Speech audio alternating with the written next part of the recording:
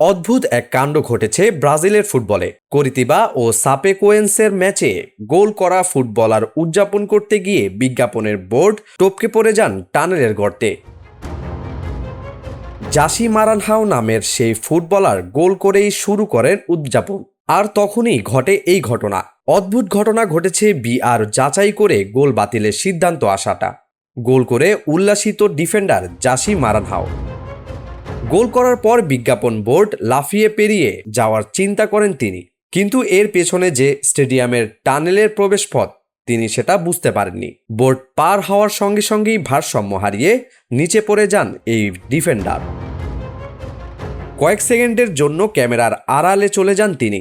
আশপাশে লোকজনও বুঝে উঠতে পারেননি ঠিক কি ঘটেছে।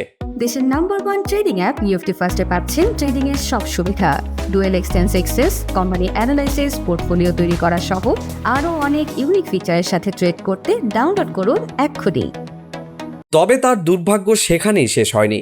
কয়েক সেকেন্ডের মধ্যেই বিআর গোল যাচাই শুরু করলে ঘটে আরেক অদ্ভুত ঘটনা। রেফারি জানান গোলের সময় অফসাইডে ছিলেন মারানহাও, ফলে বাতিল হয়ে যায় তার গোল।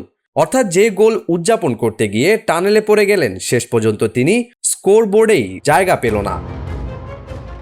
ডান গোড়ালিতে বরফ লাগিয়ে পরে তাকে বদলি বেঞ্চে বসে থাকতে দেখা যায়। ম্যাচ শেষে অবশ্য মারানহাও জানান তিনি ঠিক আছেন।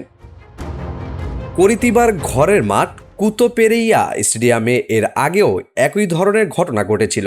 2014 সালে করিতিবার স্ট্রাইকার জোয়েলো সাও পাওলের বিপক্ষে গোল করার পর বিজ্ঞাপনের বোর্ড টপকে উদযাপন করতে গিয়ে একই টানেলে পড়ে গিয়েছিলেন। এবারের ঘটনা সামাজিক যোগাযোগ মাধ্যমে ব্যাপক আলোচনার জন্ম দিয়েছে। বিশেষ করে গোলটি শেষ পর্যন্ত বাতিল হওয়ার ঘটনাটি হাস্যরসেরও জন্ম দিয়েছে।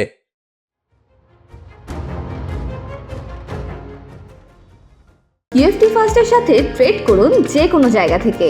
ক্যাম্পাসে ক্লাসের ফাঁকে, ঢাকার জ্যামে বসে কিংবা ঘরে বসে, ট্রেডিং এখন হাতের মুঠোয়। তাই ট্রেড করুন যখন খুশি, যেখানে খুশি।